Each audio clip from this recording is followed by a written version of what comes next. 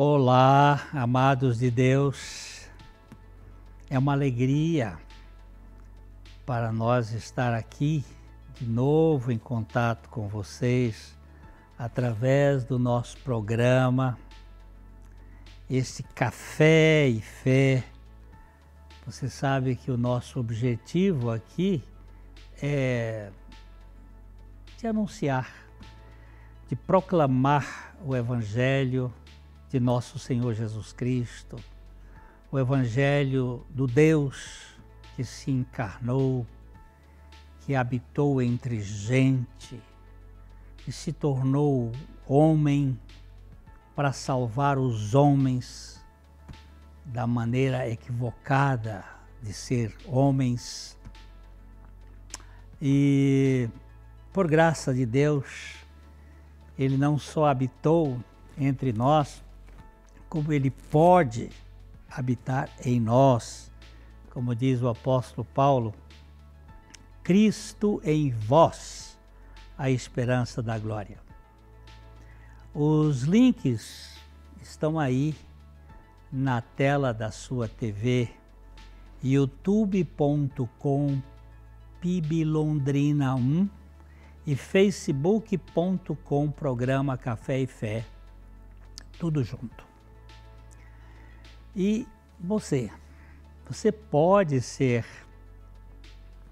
um parceiro, um aliado nosso.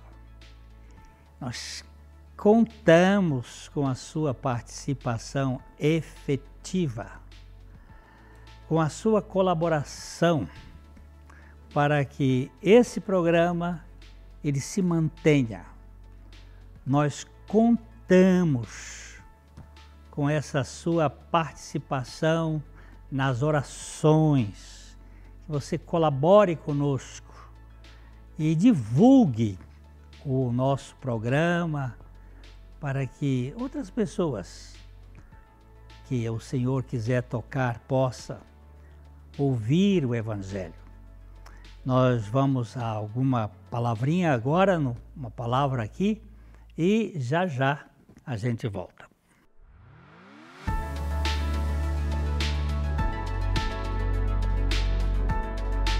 Bom dia, quero saudar os irmãos com a graça e a paz do nosso Senhor Jesus Cristo. E hoje na nossa pequena meditação, eu queria ler um texto com vocês, que se encontra em 1 Coríntios, capítulo 1, versículo 17, onde o apóstolo Paulo, inspirado pelo Espírito Santo de Deus, nos diz assim: porque não me enviou Cristo para batizar, mas para pregar o Evangelho, não com sabedoria de palavra, para que não se anule a cruz de Cristo. Eu queria que vocês prestassem atenção nessa expressão que Paulo usa aqui. Porque não me enviou Cristo para batizar, mas para evangelizar. Hoje eu creio que existe uma confusão muito grande, até entre o povo de Deus, com questão ao batismo. Será que o batismo nas águas pode salvar uma pessoa da perdição? Eu quero ler mais um texto com vocês, que se encontra em Gálatas capítulo 3, versículo 27, onde Paulo também nos diz assim: porque todos quantos fostes batizados em Cristo, de Cristo vos revestistes. Há algumas semanas atrás eu li esse texto numa das clínicas de recuperação em que eu tenho um trabalho evangelístico, e ao ler esse versículo mostrando, quando Paulo diz aqui, porque todos quantos fostes batizados em Cristo, de Cristo vos revestistes, e eu virei para a plateia e disse para cada um deles, eu queria dizer para vocês que o batismo nas águas nunca salvou e nunca vai salvar ninguém. Mas foi eu falar isso e uma pessoa ali já ficou completamente incomodada, meneando a cabeça, dizendo que não. E aí nós vamos tratar qual é o batismo que salva. E Romanos capítulo 6, versículo 3, o apóstolo Paulo ele foi muito contente aqui quando ele diz aqui, ou porventura ignorais que todos nós que fomos batizados em Cristo Jesus fomos batizados na sua morte? Fomos, pois, sepultados com ele pelo batismo na morte, para que, como Cristo foi ressuscitado dentre os mortos pela glória do Pai, assim andemos nós também em novidade de vida. Qual é o batismo que salva, pastor Maurício? O batismo que salva não é o batismo nas águas, mas é o batismo da nossa morte juntamente com Cristo. Paulo está explicando muito bem esse batismo aqui nesses 2 versículos que eu acabei de ler para cada um de vocês. Ou porventura ignorais que todos quantos fostes batizados em Cristo, fostes batizados na sua morte, quando Jesus morreu naquela cruz há 2000 anos atrás. O que ele fez? Ele atraiu o nosso pecado, ele atraiu a nossa velha natureza no corpo dele. Esse é o batismo que salva, o batismo da nossa atração, o batismo da nossa inclusão juntamente com Cristo.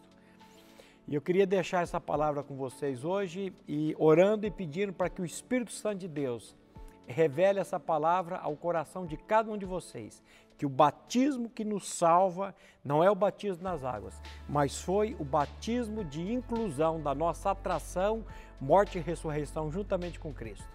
Que a graça do nosso Senhor Jesus Cristo e a paz dele continue reinando na vida de cada um de vocês. Graça e paz e até a próxima.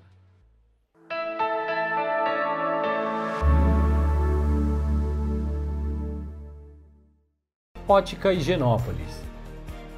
Há 35 anos no mercado óptico de Londrina, sempre com novidades em produtos e tecnologia. Nossa equipe está preparada para dar uma verdadeira consultoria, facilitando a escolha de seus óculos para correção ou proteção solar. Ajuste de óculos personalizados, respeitando o conforto e anatomia do seu rosto. Ótica Higienópolis. Avenida Higienópolis, 346, em Londrina.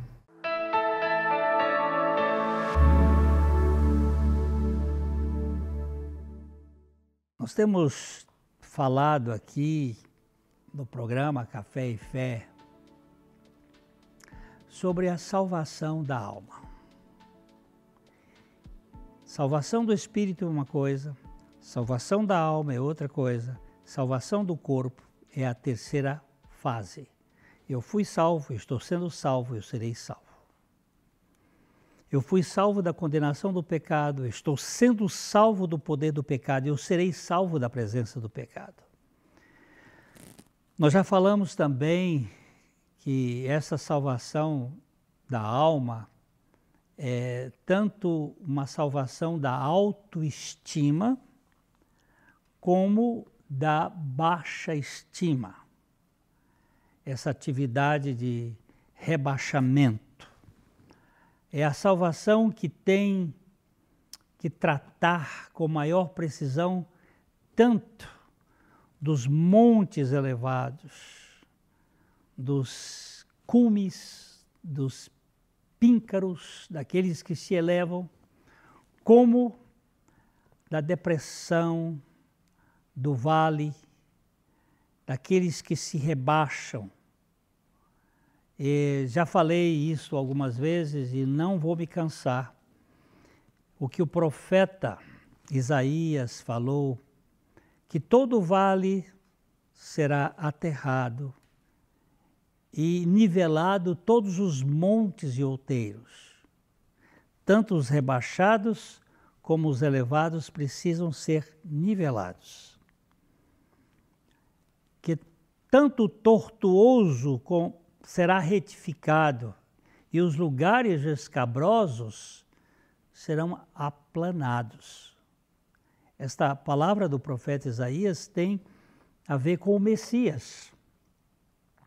Ele se refere à voz do que clama no deserto, que era a voz de João Batista, mostrando que Jesus viria para fazer este acerto dos altivos e dos rebaixados.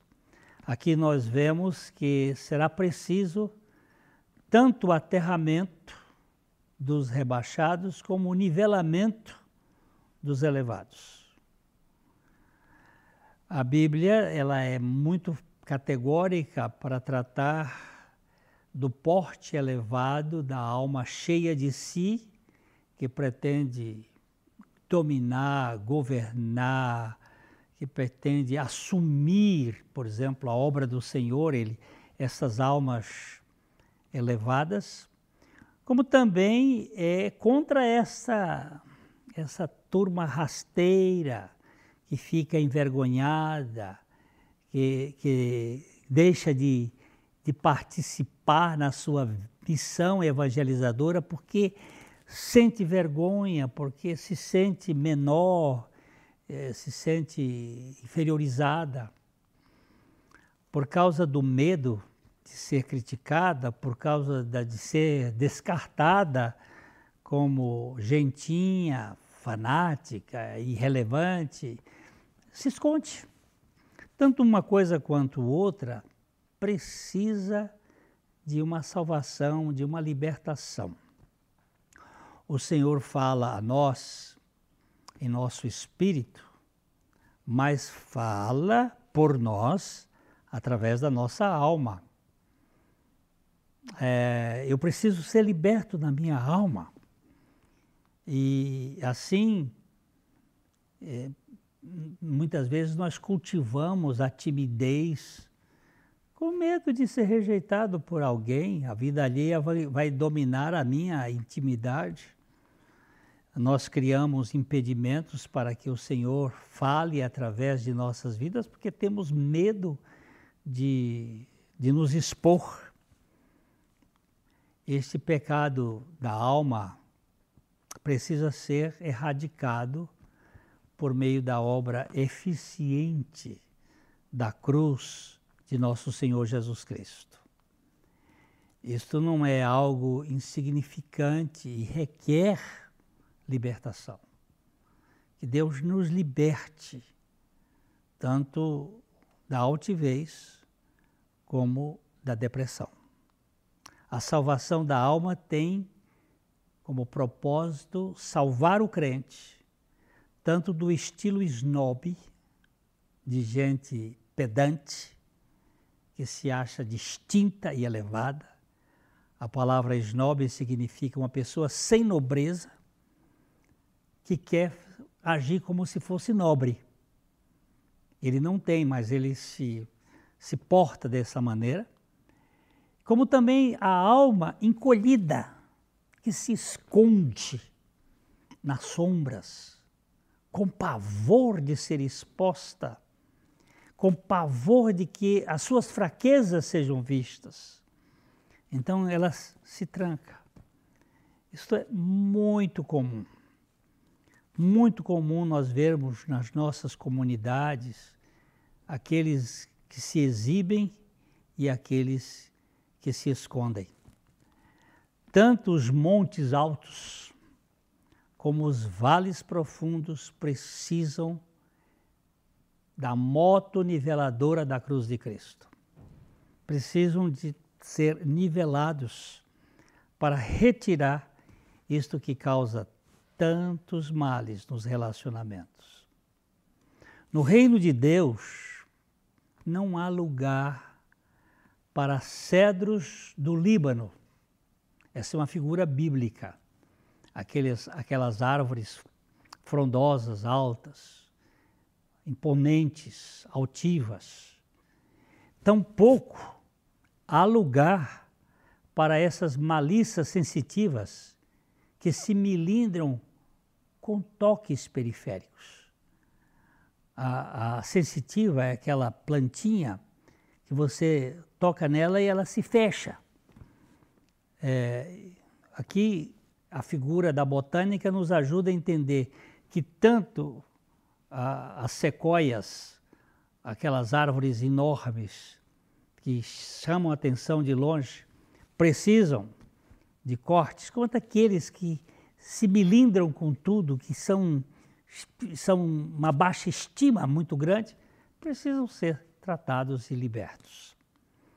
Tanto a alma empinada, que se gaba dos seus dotes, que chama a atenção dos seus méritos, que quer ser vista pelos holofotes do mundo todo, como a deprimida, que se esconde.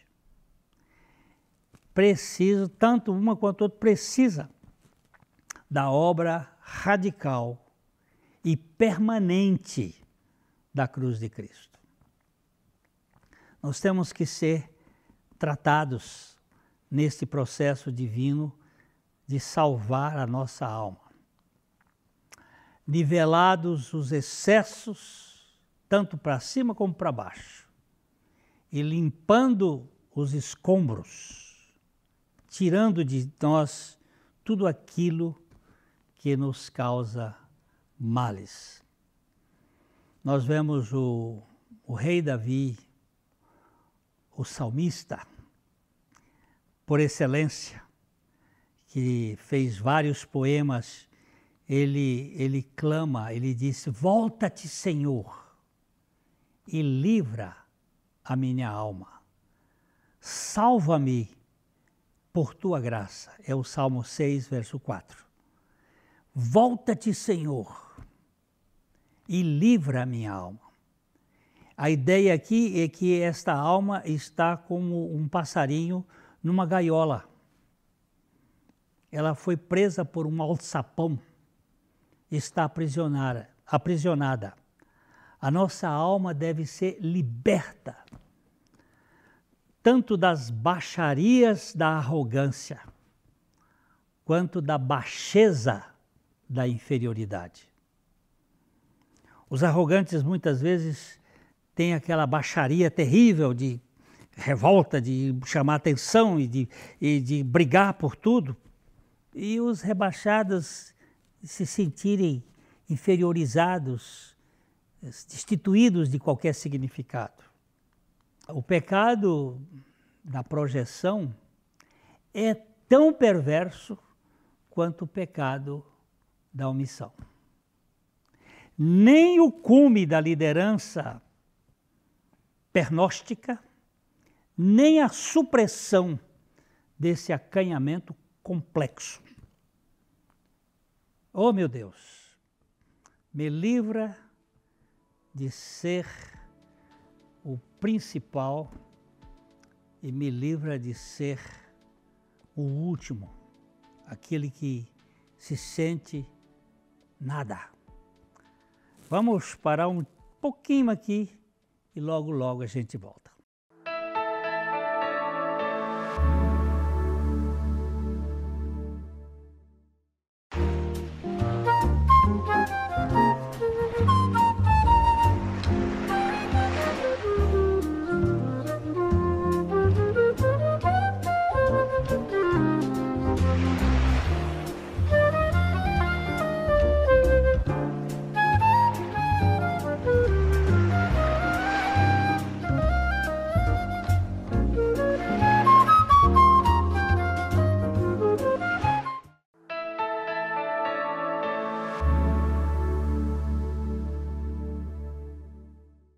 Então, eu quero que você guarde bem isso. Na casa de Abba, do nosso Pai, não há lugar nem para os astutos convencidos, nem para os introvertidos astuciosos que gostam de chamar a atenção pelo seu rebaixamento.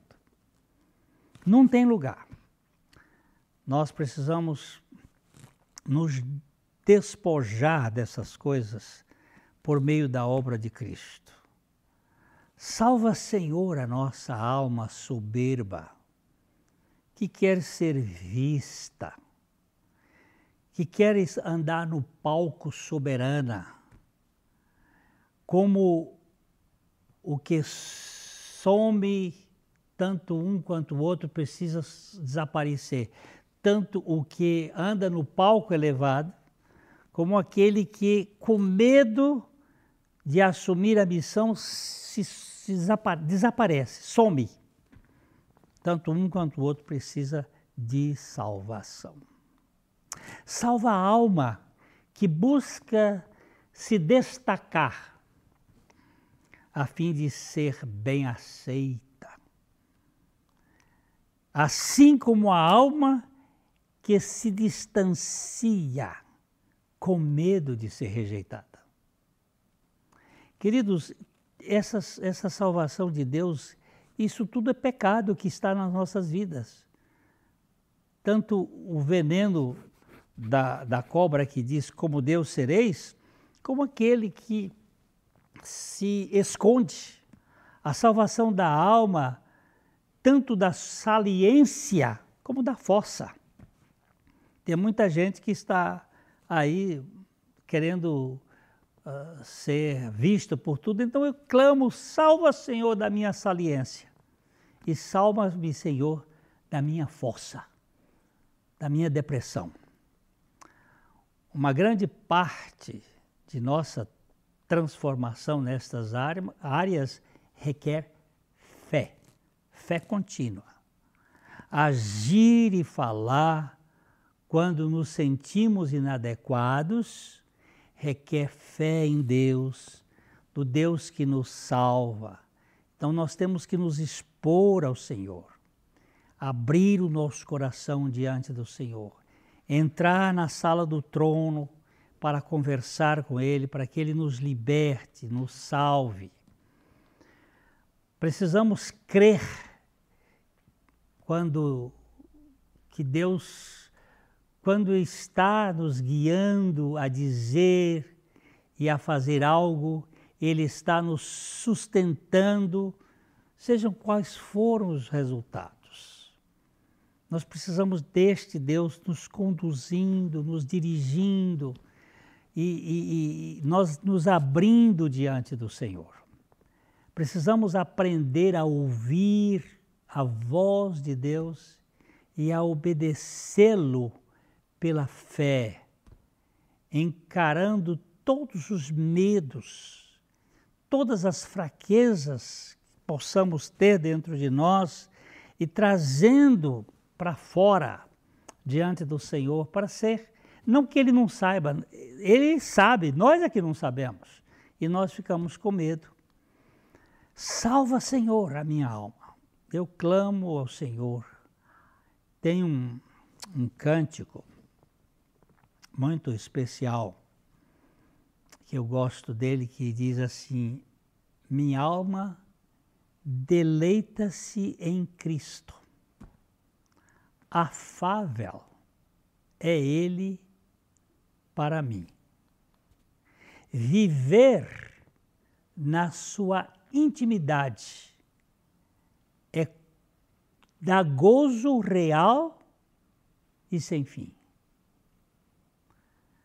Olha que coisa mais preciosa.